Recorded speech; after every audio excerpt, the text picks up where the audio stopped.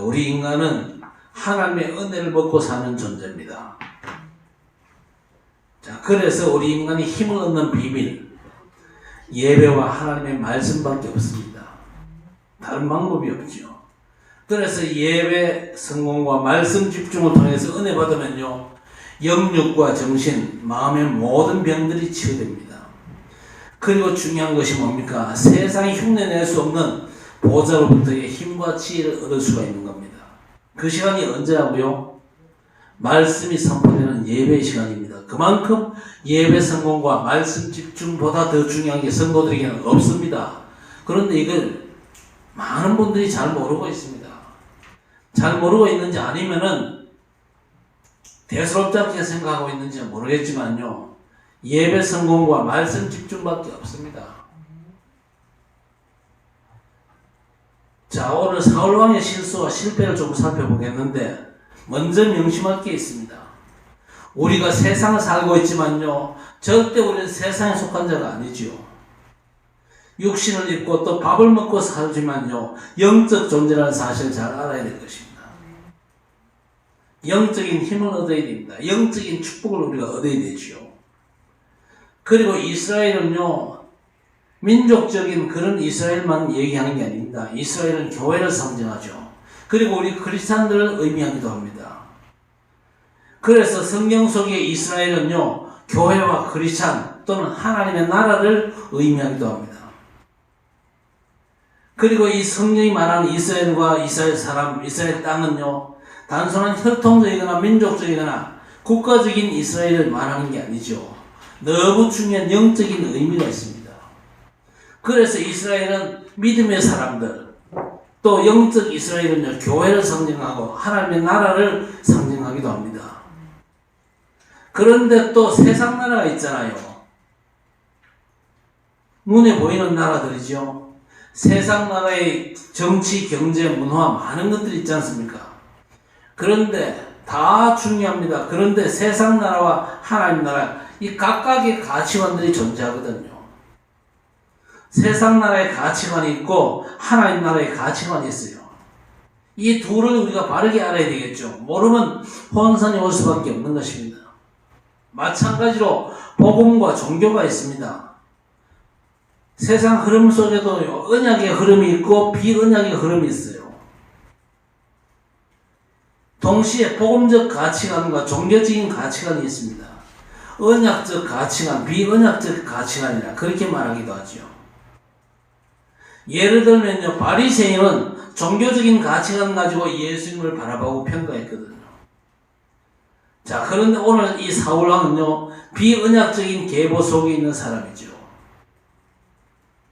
그러니까 비언약적인 가치관을 가지고 실수하고 실패했던 겁니다.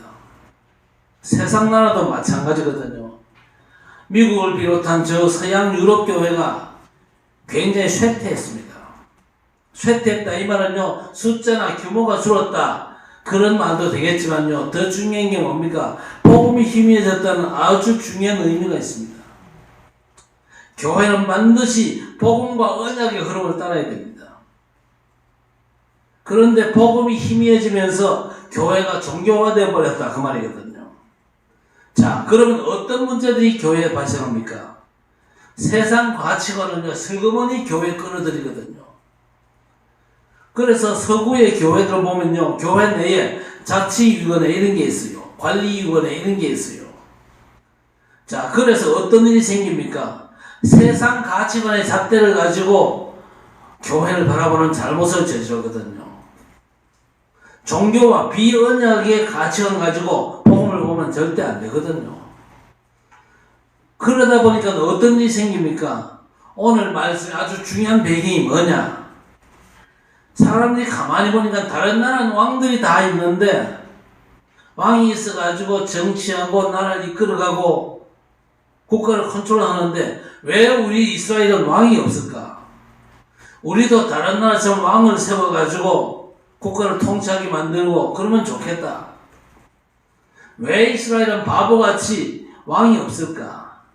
여러분, 이게 오늘 성경의 얘기입니다. 그래서 이스라엘이 뭐려고 합니까? 왜 우리만 왕이 없냐? 우리도 다른 나라처럼 왕을 세우자. 여러분 어떻게 생각하십니까? 세계 교회가 쇠퇴한 계기가 이때부터거든요. 왜 교회 민주주의가 없고 자치기구가 왜 없냐? 그런 소리가 나와가지고 서구도 교회들이요 그 도입을 했거든요. 세상 가치관을 교회에 적용하기 시작했다 그 말입니다. 백성들이 우리도 다른 나라처럼 왕을 세우자. 왕을 세워가지고 나라를 통치하도록 만들자. 맞지만 틀린 겁니다. 교회는요 하나님 나라의 가치관이 있어요. 하나님 나라의 가치관의 절대 기준이 뭡니까? 하나님의 말씀 성경입니다.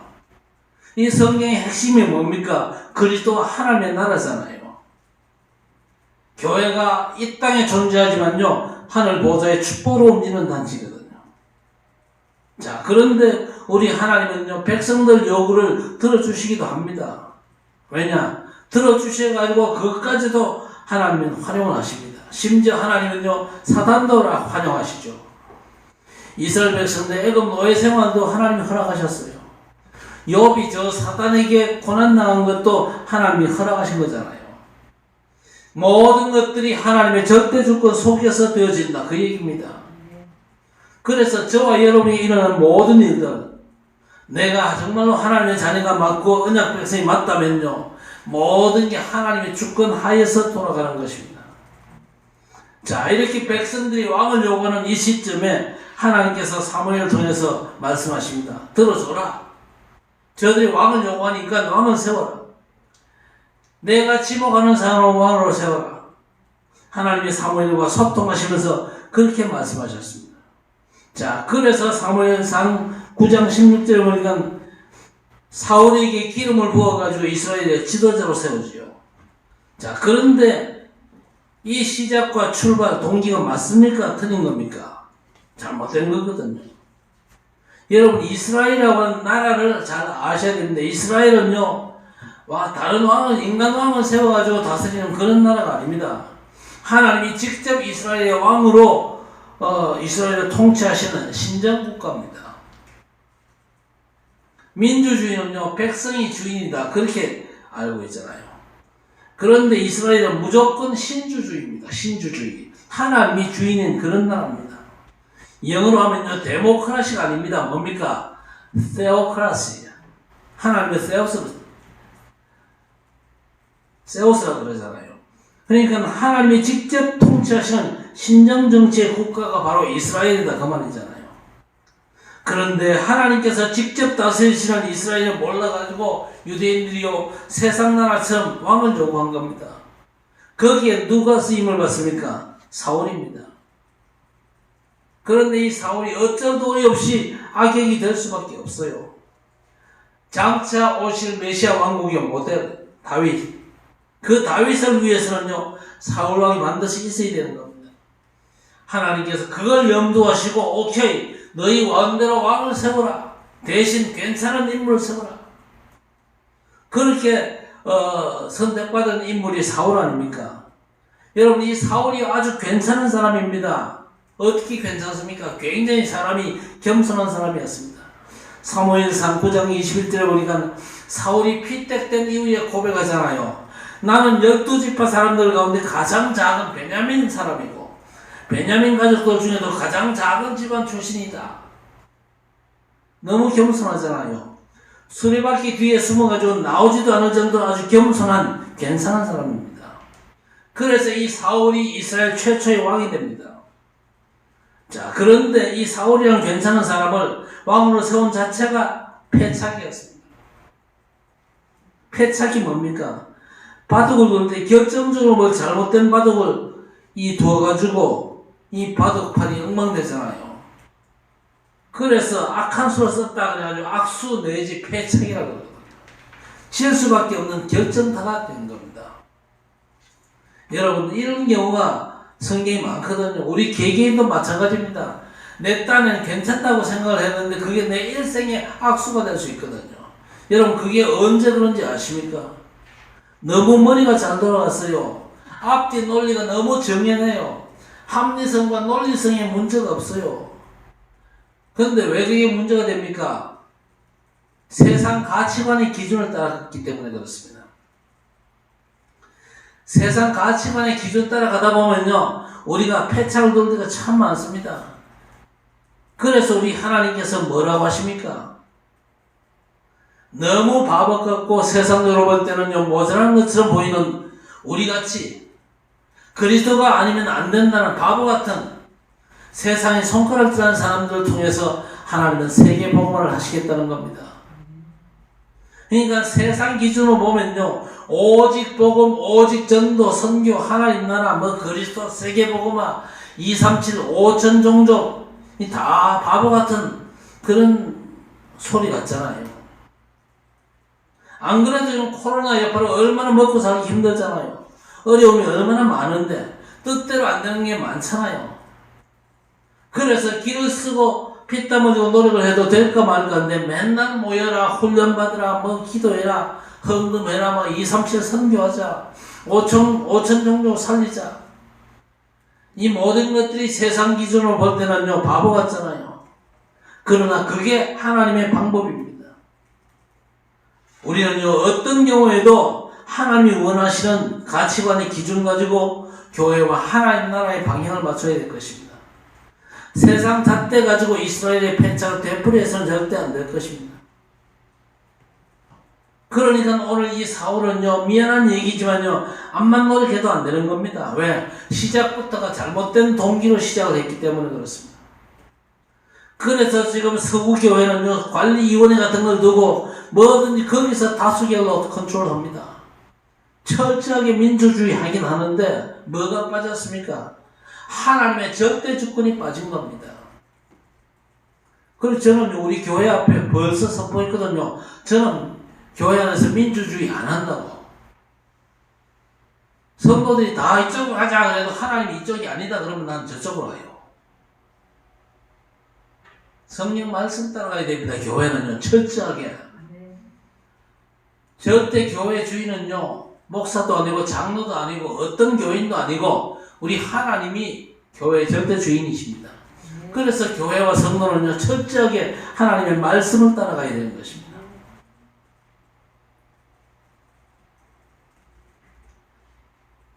자, 그렇게 하나님의 절대 주권을 무시하고 민주주의로 갔다가 서구교회가 몰락을 했다는 걸 여러분 아셔야 됩니다. 여전히 다른 길로 열심히 달려가고 있거든요. 여러분, 오늘 이 사울의 실수를 한번 보세요. 사울이 악한 사람입니까? 무식한 인간입니까? 아니거든요. 어쩔 수 없이 사울이 처한 영적인 위치와 시간표가 암만 잘해도 실수하고 실패할 수밖에 없는, 하나님과 통하지 않는 비언약의 시간표 속에 있는 사람이거든요. 그러니까 어쩔 수가 없는 겁니다. 여러분, 안 된 얘기 같지만요, 하나님의 언약 시간표 속에 우리가 들어온 점 있습니다. 그런데 이 언약의 시간표 속에서는요, 넘어져도 괜찮고 깨져도 괜찮습니다. 실수해도 괜찮고 실패해도 괜찮습니다. 왜? 그 실패가 아닌 겁니다. 왜 실패가 아닙니까? 우리가 지금 언약의 시간표 속에 있다면요, 실패도 하나님께 합력하여 선을 이루십니다. 그렇죠? 여러분, 확신과 자부심을 갖게 되기를 바랍니다. 자, 아니나 다를까 이런 상황에서 블레셋이 지금 침공에 들어왔습니다. 블레셋은 이방 나라 아닙니까? 흑암 세력 내지 이 사탄의 세력을 의미합니다. 그런데 이 사울이 뭘 지금 알고 있습니까? 블레셋이 침공을 하면요, 이스라엘은 뭐 해야 됩니까? 하나님 앞에 번제를 드려야 된다. 그걸 사울왕이 잘 알고 있습니다. 알고 있는데 이 번제를 누가 드려야 됩니까? 왕이 드리는 게 아니잖아요. 훌륭한 사람이 하는 게 아니거든요. 똑똑한 사람이 대신하는 것도 아닙니다. 교회에 훌륭한 사람 많잖아요. 교회는요, 장관이 올 수도 있고 과학자가 올 수도 있습니다. 그러나 그 모든 사람들은 뭐 해야 되는 사람들입니까? 하나님의 말씀을 받아야 되는 성도들입니다. 누가 하나님 앞에 번제를 드려야 됩니까? 전쟁이 터졌는데 이스라엘은요, 다 포기하고 무조건 하나님 앞에 번제를 드려야 되는 게 맞잖아요. 번제를 누가 드립니까? 그 역할을 제사장이 하거든요. 제사장 사무엘이 지금 그 역할을 맡아 있는데 사무엘이 하는 겁니다. 그런데 무슨 이유인지 이 사무엘이 지금 자리를 비웠어요. 성의 때가 다 됐다 그랬는데 지금 사무엘이 지금 자리를 비웠어요. 그래가지고 13장 9절 말씀 보니까 사울이 이르되 번제와 화목제를 이리로 가져오라 그랬습니다. 일주일을 기다렸는데도 사무엘이 돌아오지 않아가지고 왕이 대신 번제를 드리게 되는 겁니다. 번제는요 무조건 하나님의 제사장 사무엘이 드리는 것이 하나님의 뜻입니다. 그런데 지금 사울왕이 드렸어요. 왜? 전쟁은 터졌지. 다급하니까. 빨리 번제를 드려야 하나님이 도와줘가지고 블레셋 군대를 물리칠 텐데 지금 제사장 사무엘은 오지를 않았습니다. 그러면 나라도 드려야 될 거 아니냐? 이게요 타협한 세상 가치관과 타협한 거 아닙니까? 그런데 세상 나라가 아니고 이스라엘은요 하나님의 왕국이잖아요. 하나님께서 통치하시는 신정국가인데 하나님이 직접 통치하시는데 통치하시는 방법이 제사장을 통해서 또 이렇게 통치를 하신단 말이에요. 자, 이렇게 사울왕이 번제를 잘못 드리게 되잖아요. 그런데 또 하나님께서 미션 준 게 있습니다. 그게 뭡니까? 오늘 3절 말씀에 아말렉과 그 모든 소유를 다 죽여라 그랬습니다. 아말렉을 처단해라. 이 말은 단순한 육적인 말이 아닙니다. 굉장히 영적인 의미가 있는 거거든요. 영적으로 볼 때 아말렉을 진멸시켜라 이 말은요 흑암 세력을 완전 꺾으라 그 말입니다. 사단을 무릎 꿇게 해라. 여러분 아말렉이 어떤 종족입니까? 출애굽하는 이스라엘을 아주 방해했던 그런 민족이었습니다. 이 아말렉이 누구냐? 야곱과 에서 쌍둥이 형제 중에 형 에서의 손자가 아말렉이었습니다. 에서의 아들이 엘리바스인데 엘리바스가 첩을 얻어가지고 낳은 아들이 아말렉이요. 그러니까 에서의 손자가 아말렉이죠. 그러면 이 아말렉은 또 뭘 상징을 합니까? 교회를 댕기긴 댕겨요. 비언약과 종교 속에 있던 이 에서가요 팥죽 한 그릇에 장작권을 넘겨버렸잖아요. 언약의 비밀을 너무나 경솔히 여겼던 이 에서 그 후손이 아말렉이요. 그래서 아말렉은 늘 이스라엘을 대적하고 출애굽을 방해했죠. 이스라엘이 출애굽해가지고 이제 가는 중에 아주 힘없고 병들어 뒤처진 사람들을요 하나하나 칼로 죽이는 그런 악질들이 바로 아말렉 쪽이거든요. 하나님은요 그 아말렉 쪽을 그냥 두기를 원치 않습니다. 그 아말렉을 죽이고 진멸시키라 말씀했습니다. 심지어는 우양 모든 가축 짐승 어린아이가 싹 다 죽여라 그렇게 나오시는 겁니다. 너무 그렇게 잔인하게 하면 됩니까? 그게 아니죠. 진멸시켜라. 아예 이 불씨를 남기지 말라는 겁니다. 성경에 죽이라. 특별히 구약에 보면 죽이라, 진멸시키라. 이런 얘기가 많거든요. 여러분 이해를 잘 하셔야 됩니다. 영적으로 해석을 해야 됩니다. 사람을 죽여라. 물론 구약 그 시대 때는 아말렉 사람들을 죽였겠죠. 우리가 지금 읽으면서 어떻게 해석을 해야 됩니까? 불신자 다 죽여라. 그 말이 아니잖아요. 지금 불신 세상을 완전 장악하고 있는 사단의 권세를 완전 꺾으라. 그리고 그 사단의 권세에 잡혀있던 많은 생명들을 건져내라. 그 얘기로 우리가 해석을 해야 될 것입니다. 자, 그렇게 하나님께서 미션을 주셨는데 사울이 또 실수하지요.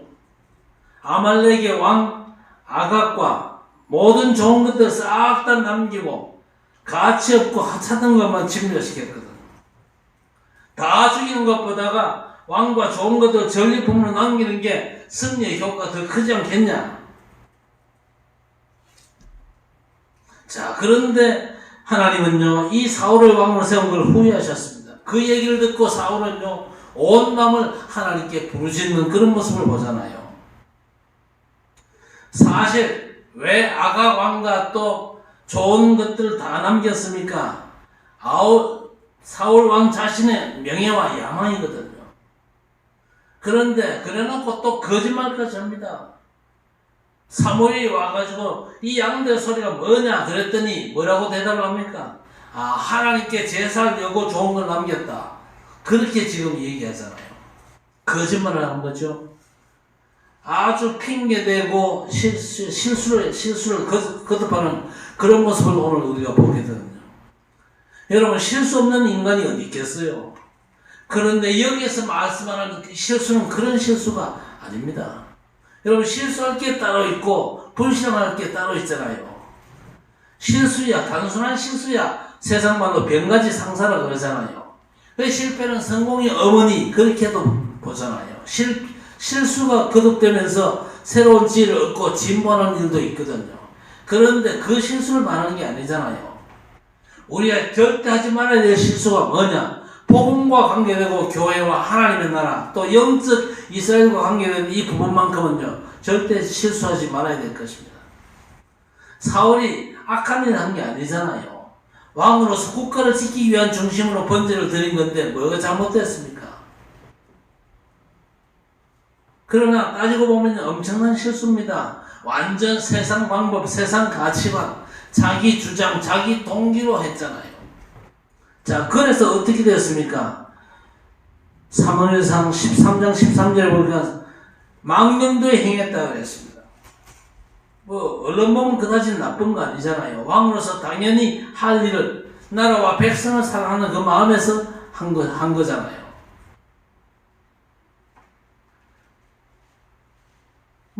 제사장이 들이대지만 사무엘 당신 늦게 왔잖냐? 내가 할 수 없이 대신했다. 핑계거리도 상당히 됩니다. 그러나 그게 아니거든요. 그런데 성경은 뭐라고 말씀하고 있냐? 망령되이 행했다. 그렇게 말씀하고 있습니다. 한자말로 영을 완전 망친 짓거리를 했다. 그 얘기입니다. 성도들이 까딱하면요 똑같은 짓을 할 수가 있습니다. 예배를 외면하고 말씀을 등한시한다.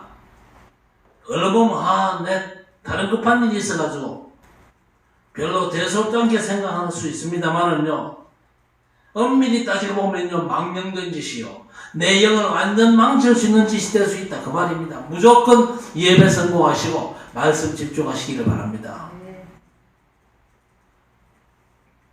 자, 그러고 보니까 또 뭐라고 말씀합니까? 14절 말씀, 왕의 나라가 길게 못 갈 것이다. 어떻게 보면 당연하잖아요. 시작과 출발이 잘못되었습니다. 자, 이렇게 세상 가치관대로 세운 나라가 오래 간다면 하나님 필요 없잖아요. 성경도 필요 없고, 그래서 이제 왕의 나라가 오래 가지 못할 것이다. 분명히 경고를 한 겁니다. 그러면서 하나님께서 사울을 왕으로 세우신 걸 후회를 하십니다. 저놈을 왕으로 세우지 말아야 했는데. 여러분, 그런데 이 하나님이 후회할 만큼 머리가 나빴겠어요? 하나님께서 가룟 유다를 몰랐겠습니까? 그리고 저 고라의 일당을 몰랐겠어요? 복음을 방해하고 바울을 핍박하는 바리새인들을 몰랐겠습니까? 다 알죠. 그럼에도 불구하고 왜 허용하십니까? 그런 것이 다 합쳐가지고 하나님은 반드시 선을 이루시거든요. 어쨌든 하나님께서 후회하는 이 속에 들어간 사람들, 사울을요 왕으로 세운 걸 하나님이 후회하셨거든요. 그 속에 들어간 인생들, 그 인생이 불쌍하지요. 그 후손들도 불쌍한 것입니다. 하나님이 후회하신 그 사울과 또 사울의 반열에 들어가 있는 사람, 또 사울의 뒤를 따르는 사람들, 망령된 인생이요. 혹시 잘 점검해 보시길 바라고 이 잘못된 반열에서 반드시 벗어나시기를 바랍니다. 교회 안에도 두 종류의 사람이 있어요. 다윗의 뒤를 따라가는 사람이 있는 반면에 사울의 뒤를 따라가는 사람이 있어요. 야곱 계열에 있는 사람이 있는 반면에 에서의 계열에 선 사람도 있다니까요. 성경은 늘 그걸 말씀합니다. 가인의 후예냐 아벨의 후예냐 그걸 하나님께서 우리에게 살피면서 바른 언약의 흐름 대열에 서라고 말씀하시는 굉장히 중요한 거죠. 어떤 면에서 성경은요 개인의 잘잘못을 논하지는 않습니다. 그러나 네가 과연 어느 편에 섰냐, 어떤 흐름 가운데 섰냐, 세상 멸망의 흐름 속에 있냐, 언약의 흐름 속에 있냐, 그 점을 하나님은 체크하시기를 원하시거든요. 하나님이 후회하는 사울 편에 든 이 사람들 어떻게 되겠습니까? 기도 많이 한다고 충성한다고 되겠습니까? 노선이 이미 틀리거든요. 그래서 11절 말씀에 뭐라고 그랬습니까? 사무엘이 분명히 얘기하죠. 죽는 날까지 나는 사울을 다시는 안 볼 것이다 그랬습니다. 왜냐? 흐름이 다르기 때문에 같이 갈 수 없다 그 말입니다. 사울은요, 그래서 늘 다윗을 죽이려고 쫓아다니고 다윗은 쫓겨다니고, 그런데 사실 승패는 이미 확정되었잖아요. 그렇죠? 이미 하나님은 굉장히 중요한 언약 가운데 이 사울을 세우신 겁니다. 다윗을 부각시키기 위해서는요, 사울이 필요한 것입니다. 초대교회가 부각되기 위해서는요, 바리새인들이 필요한 거예요. 언제든지 예외 없이 그런 겁니다. 사무엘이 죽는 날까지 나는 사울왕을 안 볼 거다. 자, 그렇다면 이 사울이 얼마나 불쌍한 사람 아닙니까?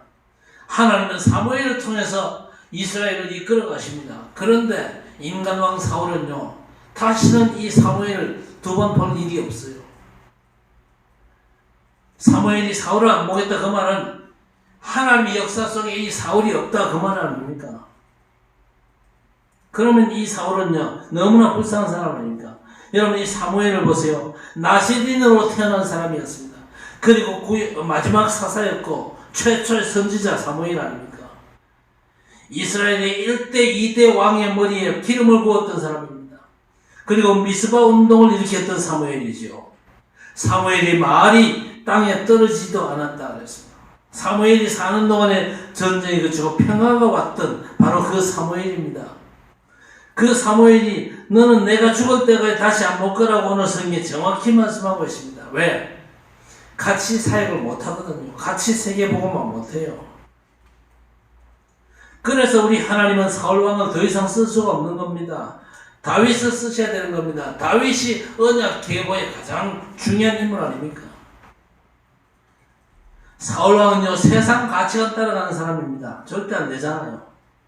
다윗의 계보 안에서 메시아 왕국이 도래하죠. 다윗의 후손으로 메시아가 오십니다. 이 다윗의 후손으로 약속대로 그리스도께서 오셨잖아요. 여기에서 하나님의 나라가 시작되고 237과 5천 종족으로 연결이 되어지는 겁니다. 그래서 오늘 사울왕의 실수와 실패라고 하는 이 말씀 여러분 잘 받으셔야 됩니다. 저와 여러분 이 시대의 이스라엘 하나님의 나라로 부름을 받은 것입니다. 너무 감사하죠. 우리가 사울왕이 그 흐름 속에 있었으면 어떡할 뻔했어요. 우리는 이 땅에 발 딛고 살고 있지만요, 위에 속한 사람들입니다. 우리가 과거에 종교와 비언약 속에 있었잖아요. 지금도 그 속에 있다면요, 생각만 해도 아찔한 것입니다. 그랬던 우리를 하나님이 불러서 언약으로 복음만 필요하고 그리스도만이 필요하기 때문에 그리스도만 말하는 복음운동의 반열에 저와 여러분을 세우신 것입니다.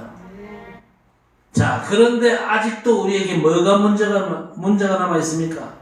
우리에게 아직도 옛체질들이 남아있어가지고 하나님은 우리의 세상 가치관을 하나님 나라의 가치관으로 바꾸도록 각인뿌리 체질화 시키시는 겁니다.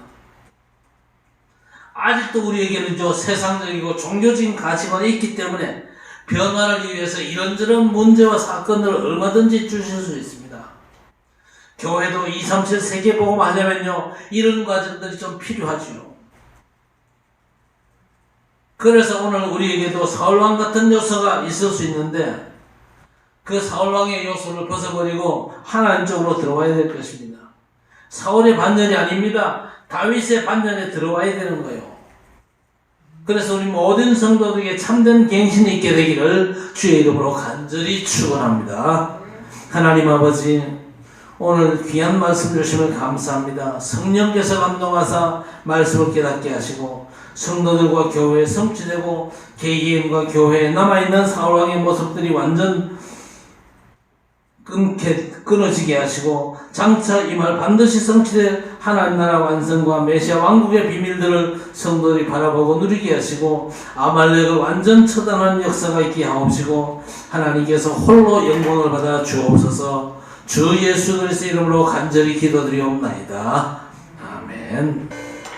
주 예수 그리스도의 은혜와 하나님 아버지의 살아가심과 성령의 충만 인도 역사하시며 은총이 우리에게 여전히 남아있는 비언약적인 요소들을 완전 걷어내고 언약의 비밀이 완전 각인뿌리 체질되어서 말씀 따라가며 하나님의 절대 계획을 온전히 감당하기로 소원하는 모든 언약의 백성들 머리마다 영원토록 함께 있을지어다.